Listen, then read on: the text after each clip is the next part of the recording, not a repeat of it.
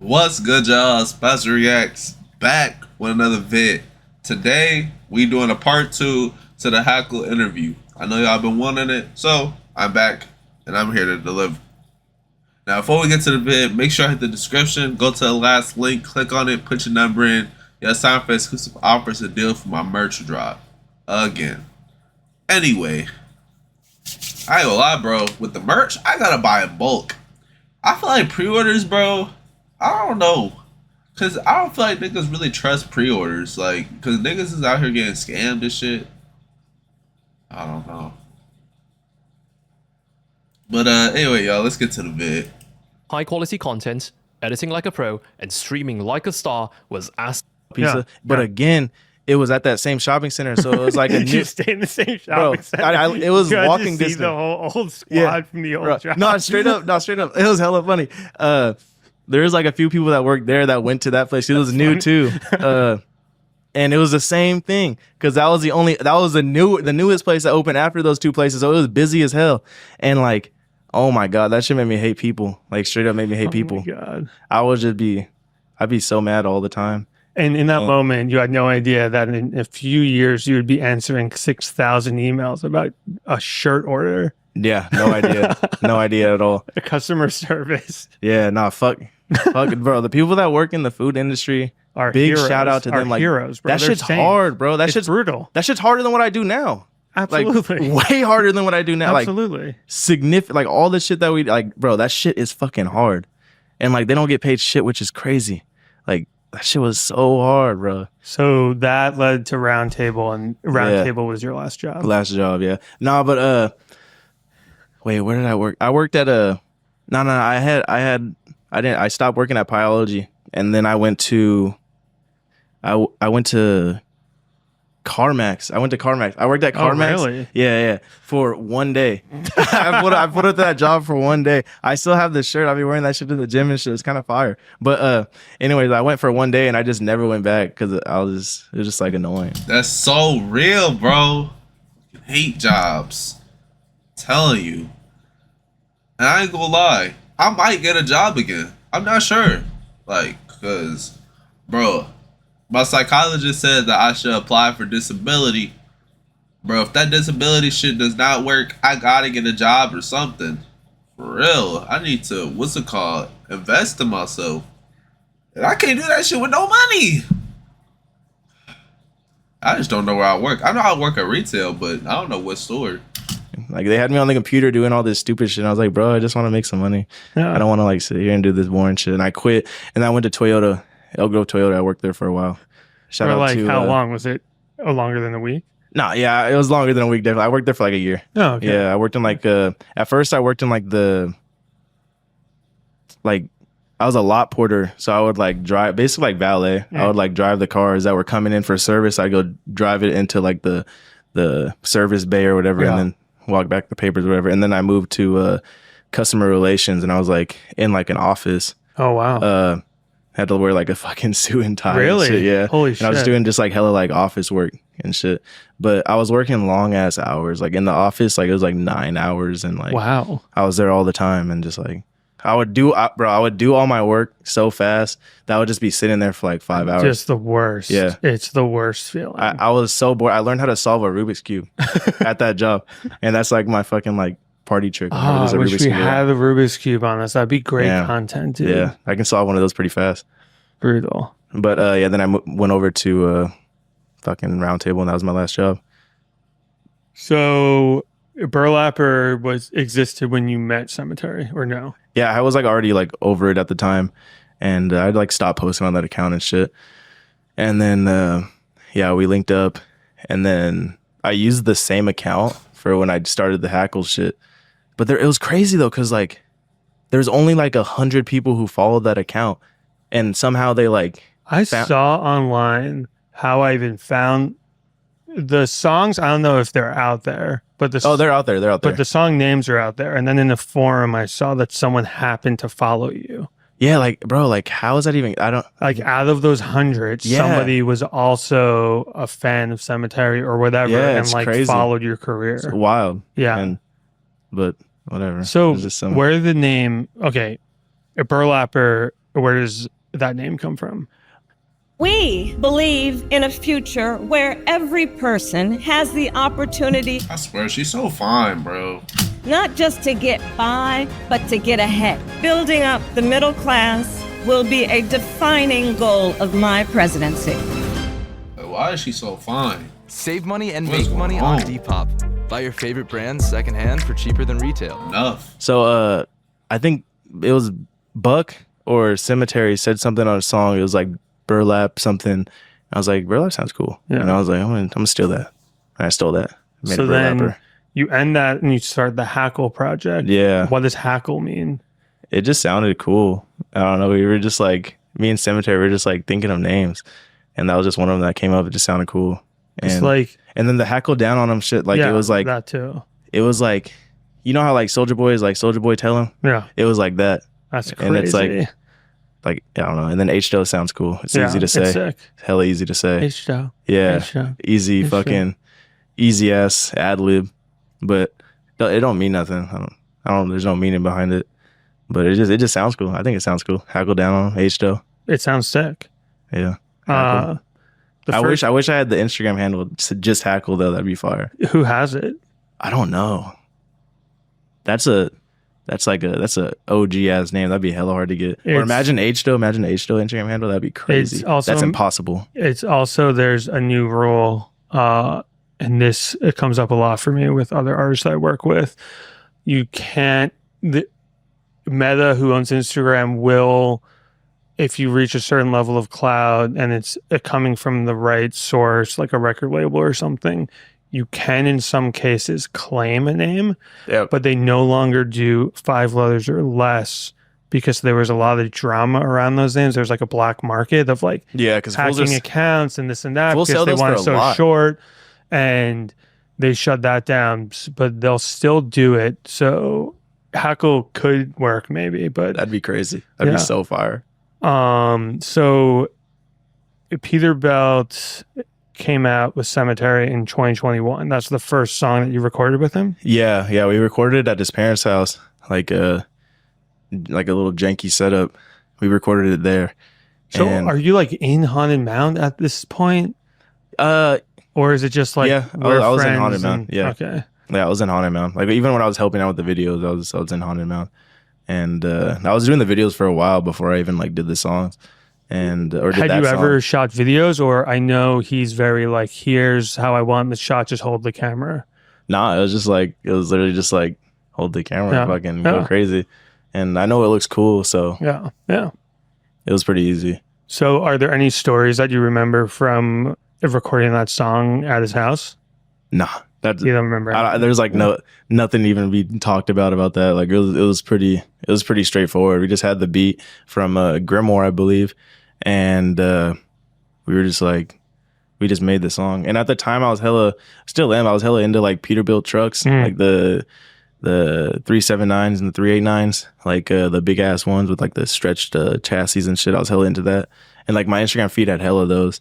I remember we were kicking it, and he like asked like about it, and I was like, yeah, that's cool. He's like, that would be a cool song, and I was like, yeah, that'd be cool. And then we got in the studio and we had the beat, and then we just made that song. It's not the same trucks that your father's driving, right? That's a separate truck. I think he has drove Peterbilts, but not like 379s. Okay. Like not like the over the road, or what is it? Not like the ones where you like take hella far. He's home Right. every night, so it's not like Oh, okay. Got Yeah. it. It's also a sick logo. yeah, I like always see him now on Mhm. like the mud flaps. Yeah. I'm like, that's sick. yeah. It's That's crazy hard. because like that song made hella kids like know what Peterbilts were. I had no fun. Yeah, I had no and it's clue. like- yeah. For like a long, even still now, fools will, like take a picture of like a Peterbilt sign Yeah. and like send it to me, Yeah. or it'll be like a fan like posted up in front of a Peterbilt. And it's like, Sick. damn, that's just hella old. But So were you working on your first mixtape at that point, or it was just It like was- I'm working on single songs? Because you also put out a Dumbo with a Buckshot in 2022. yeah, it was. We were kind of just. I forget. I think we were just working as it goes, and then I thought of the Gunsmith idea, Mhm. and then I made it pretty fast. Like Gunsmith was made like probably within like a few weeks. I think we recorded the original podcast before that, right? Yeah, we did. The original podcast was in February 2022. So that's when I met you for the first time. Yeah. That was like, you guys had pieces of the puzzle, but I don't know if you necessarily maybe knew how to put them together. And it was such an exciting time. You guys were already crushing the merch. Yeah, we were going crazy on merch. I don't even think Buckshot had a Burning Barn out at the time either. No. Yeah, no. It was like, so early. Yeah, that was like right after our Rainbow Bridge 3 came out. And that's kind of when things like took off. Yeah. So it kind of like set us up like pretty good. And we started working together after the podcast. Yeah. I think maybe we were a little bit before, but it wasn't official. It wasn't official, yeah. And I think even a little bit after the podcast, it still wasn't official. And then eventually it was official. Yeah. Me and my partner Sherwin began managing you in Cemetery and the rest of the mound. Yeah. It was shortly after the podcast. Yeah. It was around that time. But yeah, Buckshot didn't even have the first podcast. Yeah, he didn't even have Burning Barn out. I didn't have Gunsmith. I know Burning Barn came out first, and then I did Gunsmith. Fools loved Gunsmith. They still do. What month was that? I think it was August. Pretty sure. So you put out the mixtape in August as your first project. Yeah. Were you nervous? Were you scared? Or it was just like you were riding this high of like everything is up, and... I don't really think anything of it. I was honestly just like, I was hella hyped for Fools to see the cover. That's kind of all I was like crazy hyped for, because I like thought of the idea and I whipped it up on Photoshop and I was like, this is sick. This is hella cool. And I was hyped. I was hella excited to post, just like, not even the mixtape. I was just excited to post the fucking cover and saying the mixtape's coming out, and Fools went crazy. And then when the mixtape came out, Fools hella fucked with it. They still fuck with it. So you also, well, I guess, are some of your favorite songs on that project? On Gunsmith, honestly, I'm not too much of a fan of Gunsmith too much, but I like Big Light. Big Light's fire, and I like The Ground. The Ground's hella fire. But I think I just listened to it so many times. I've heard the song so many times. And you recorded those in your parents' house? I recorded those in my house. Okay. In my house when I lived up in Colfax. When I had moved out of the butcher house. Got it. So you were living in the butcher house at one point? Yeah. I was I actually found the butcher house. I was the one who like found the butcher house and like did the whole like. Where the hell did you find it? So, our landlord Josh. I had seen he had this one listing for this other house, and it was like his house he was gonna move out of, and so I like hit him up, sent over all this stuff because I was the only one with like credit history and like.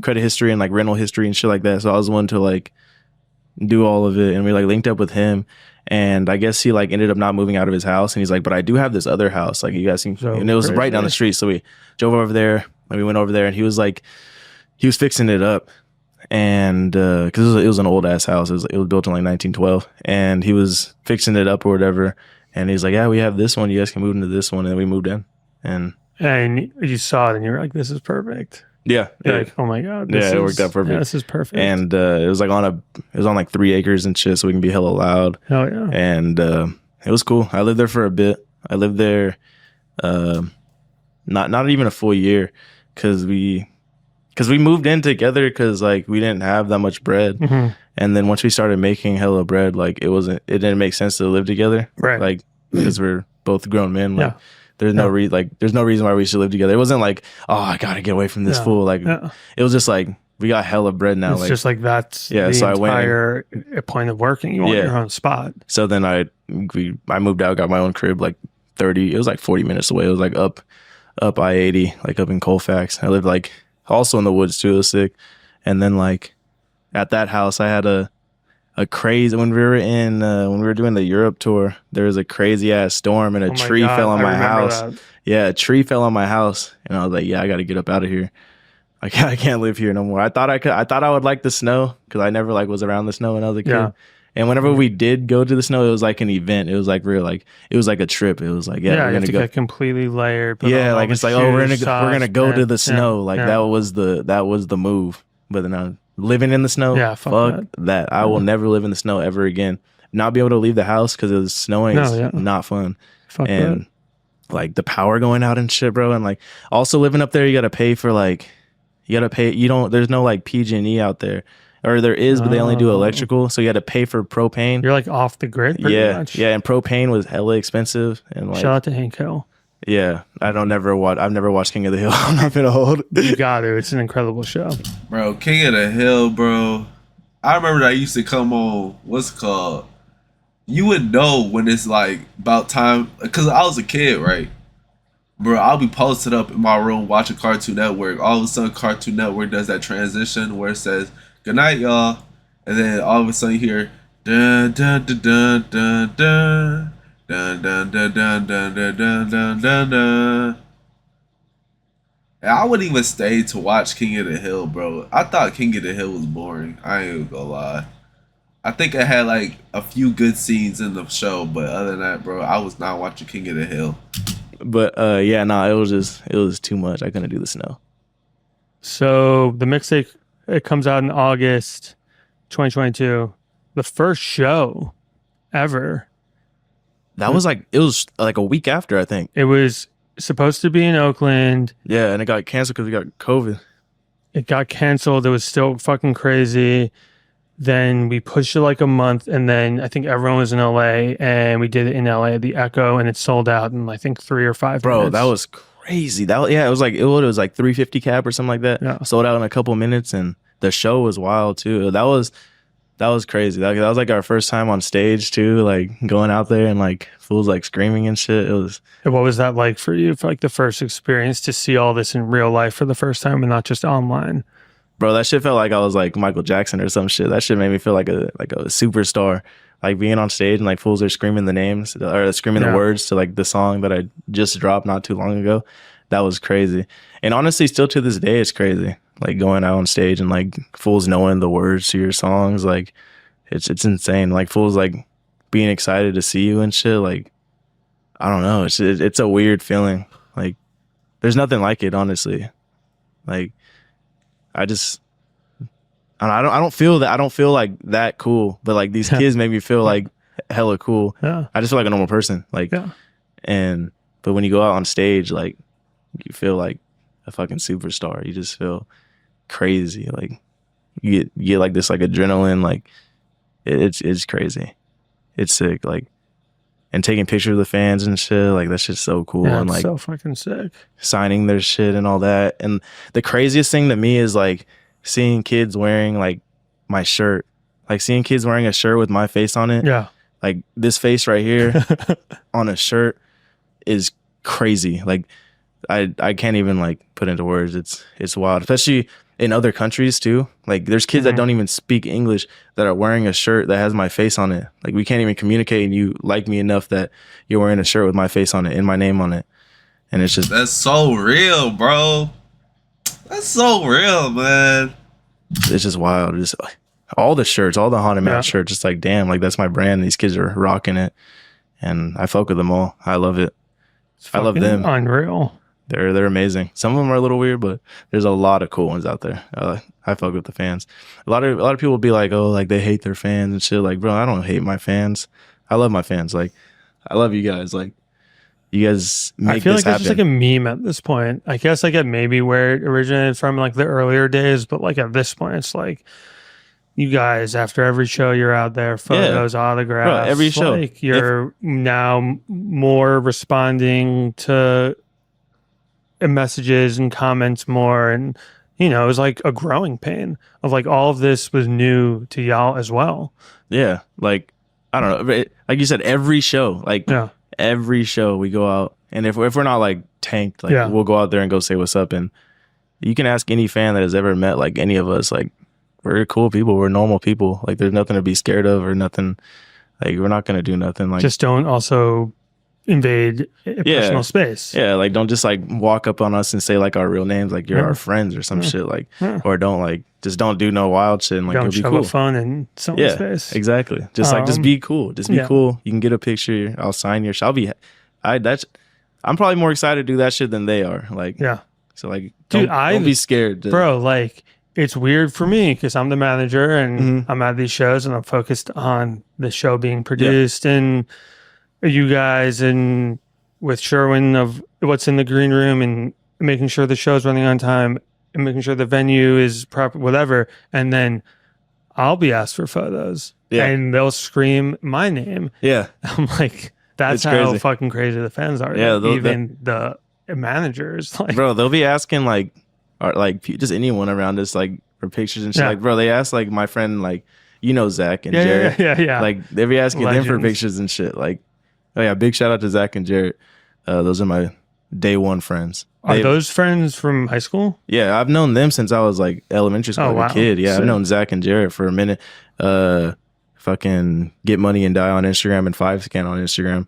Those fools are. That's why they're always with me. Like, Yeah, very cool, Yeah. humble, chill, like if you see me, you'll probably see them with me. Like those are my boys. and they're still I ain't gonna lie, y'all. I'm kind of tired. I'm gonna be real with you. they're like so nice that I've probably met them like 5 times, and every time they're still like, I don't know if you remember me, but Yeah. I'm like, dude, come on, bro, like you're a legend, chill. Yeah, no, those are my boys. Whenever I go on tour, they will be with me. Hell yeah, that's Like they sick. came out when we went to Europe. They came out. They were out for the entire Europe, or not the entire Europe tour, but they for like a leg of it. for like most of it. Like they Yeah. only missed probably like 4 shows, 5 shows. That's so sick. So the first LA show, that kind of Yeah, yo, I'm about to end it real quick. I'm about to end it. I'm getting tired of this shit. Anyway, y'all, that's the end of the vid. Make sure you like, subscribe, comment, share. Without further ado, peace, y'all. We're gonna do the part 3 sooner or later. I don't know when. I'll be kind of tired, bro. Anyway, peace, y'all.